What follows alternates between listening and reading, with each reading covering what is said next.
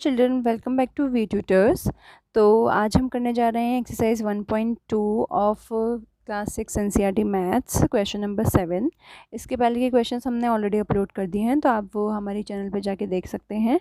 So question number 7 is a merchant had rupees 78,592 with her.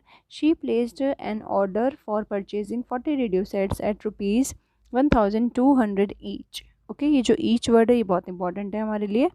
How much money will remain with her after the purchase. तो क्या बोला गया है इसमें, हमें पहले तो क्या क्या चीज़ें, क्या क्या इन्फॉर्मेशन गिवन है वो हमें ध्यान में रखनी है। हमें यहाँ पे गिवन है कि उसके पास स्टार्टिंग में कितने रुपीज़ थे उसके पास। मर्चेंट मतलब एक व्यापारी, ठीक है, जो व्यापार करते हैं, बिजनेस करते हैं।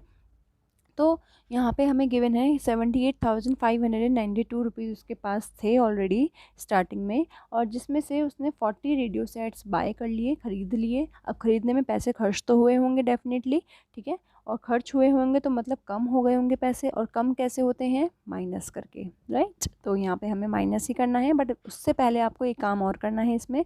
माइनस किसको, क्या किस में से किसको करना है ये भी आपको पता होना चाहिए, क्योंकि टोटल प्राइस हमें यहाँ पे गिवन है कि टोटल मनी उसके पास कितनी थी स्टार्टिंग में। अब उसमें से टोटल मनी में से ही जितने उसने खर्च कर दिए रुपीज़ वही माइनस करने होंगे। अब उसने कितने रुपीज़ खर्च कर दिए वो आपको फाइंड आउट करना है इसमें, क्योंकि वो आपको इनडायरेक्टली इसमें गिवन है, डायरेक्टली गिवन नहीं है। तो इनडायरेक्टली कैसे गिवन है, यहाँ पे आपसे ये बोला गया है 40 radio sets at rupees 1200 each का मतलब ये है कि यहाँ पे 40 रेडियो सेट्स के प्राइस नहीं गिवन है 1200, सिर्फ एक रेडियो सेट का गिवन है। मीन्स यहाँ पे आपसे ये बोला गया है 1 रेडियो सेट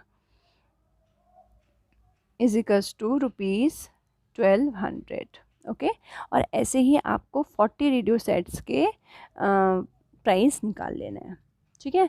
और जब आपको 1 का गिवन है और ज़्यादा का आपको निकालना है, तो इस केस में मैंने आपको बताया था कि क्या करते हैं, हम हमेशा मल्टीप्लाई करते हैं। तो पहले मल्टीप्लाई करके हम ये निकालेंगे कि उसने कितने रुपीज़ खर्च कर दिए 40 रेडियो सेट्स को ख़रीदने में। उसके बाद we can find their difference, right? So now let's quickly see how we can do this question.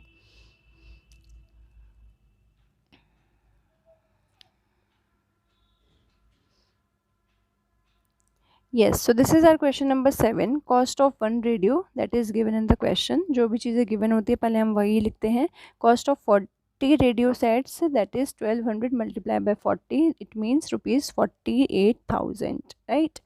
So उसके बाद आपको total money with merchant that is rupees 78,592 money spent by her, कितने money उसकी spent हो गई, कितनी खर्च हो गई 40 radio sets को खरीदने में, that is 48,000। तो बस आपको इनमें डिफरेंस फाइंड आउट कर लेना है। डिफरेंस इसका निकल के आएगा रुपीज़ 30,592। तो after finding the difference you can write the answer statement hair, therefore rupees 30,592 will remain with her after the purchase. मतलब इतने रुपीज़ खर्च करने के बाद उसके पास 30,000 समथिंग रुपीज़ बच गए थे। That is the correct answer.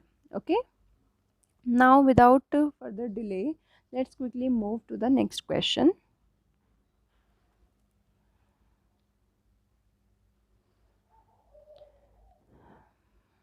Question number 8. A student multiplied 7,236 by 65 instead of multiplying by 56. By how much was his answer greater than the correct answer? तो मतलब उसे मल्टीप्लाई करना था 56 से, बट उसने कर दिया 65 से, बाय मिस्टेक कर देते हैं बच्चे। तो अब आपको इसमें क्या करना है, जैसे जैसे क्वेश्चन में बोला जा रहा है वैसे वैसे हम करते रहेंगे। पहले 7,236 को 65 से मल्टीप्लाई करेंगे, देन 56 से मल्टीप्लाई करेंगे। दोनों का डिफरेंस हम फाइंड आउट कर लेंगे, क्योंकि आपसे क्या पूछा गया है, by how much was his answer greater than the correct answer. Means आपको यहाँ पे इनका डिफरेंस फाइंड आउट करना है, दोनों आंसर्स के बीच में कितना डिफरेंस रहेगा। तो let's quickly do this question, question number 8। yes, so this is the solution.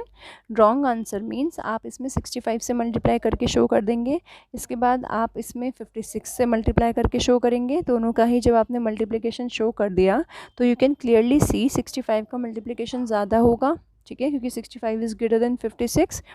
जब वो ज़्यादा है तो आपको ज़्यादा वाले में से कम को माइनस कर लेना है, मीन्स करेक्ट आंसर को रॉन्ग आंसर में से कम माइनस कर देना है। माइनस करने के बाद जो आपका आंसर निकल के आएगा वो आएगा 65,124। ओके, और यही आपका आंसर होगा। क्वेश्चन में इसमें कुछ भी नहीं था, बस जो जो आपसे क्वेश्चन में करने के लिए बोला जा रहा था वो आप करते रहिए। मल्टीप्लाई करने के लिए बोला जा रहा है तो दोनों नंबर्स की मल्टीप्लाई कर लीजिए, उसके बाद उनके बीच का डिफरेंस फाइंड आउट कर लीजिए, इससे आपका आंसर मिल जाएगा। करेक्ट। सो आई होप आपको ये समझ में आया होगा। Now let's move to the 9th question and that is the last question of this video. बाकी के क्वेश्चन हम नेक्स्ट वीडियो में करेंगे। So question number 9 is to stitch a shirt 2 meter 15 centimeter cloth is needed. Out of 40 meter cloth, how many shirts can be stitched and how much cloth will remain? Okay, तो काफ़ी सारे questions यहाँ पे आपसे पूछे गए हैं इस question के through.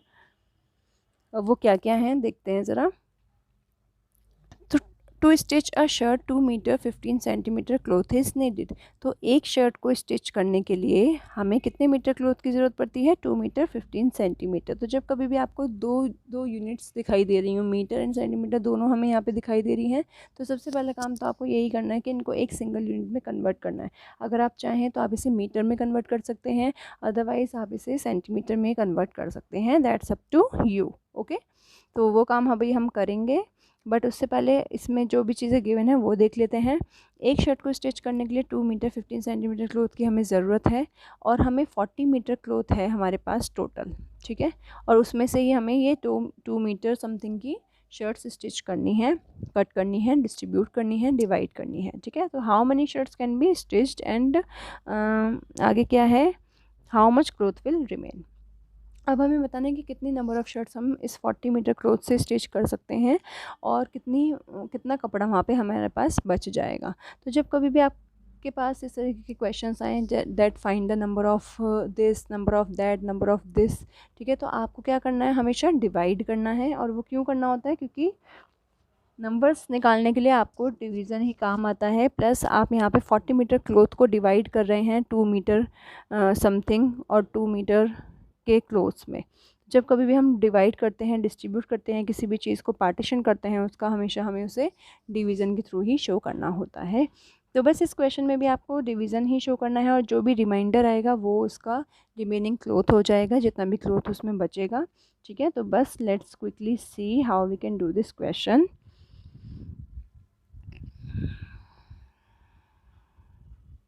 So this is the solution of this question number 9. Cloth required to stitch a shirt that is 2 meter 15 centimeter. जैसे मैंने आपको पहले ही बताया कि आप इसको पहले एक सिंगल यूनिट में कन्वर्ट करेंगे, तो मीटर को यहाँ पे हमने सेंटीमीटर में कन्वर्ट कर लिया है। And why we are multiplying by 100 here, because 1 meter is equals to 100 centimetre.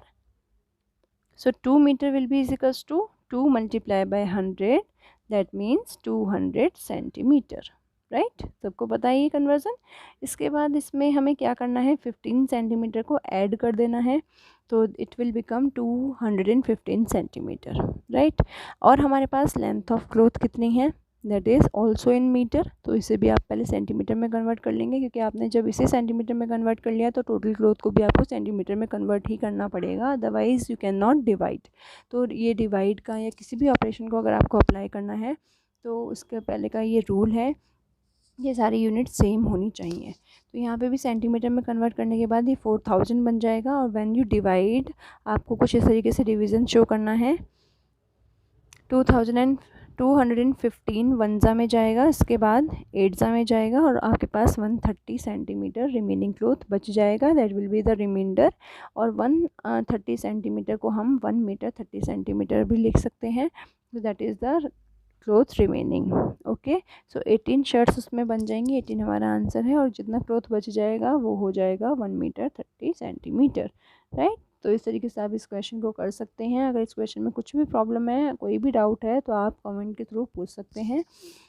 And that is the last question of this video. बाकी के 3 क्वेश्चंस हम नेक्स्ट वीडियो में करेंगे, so just wait for that. Okay children, bye bye, take care.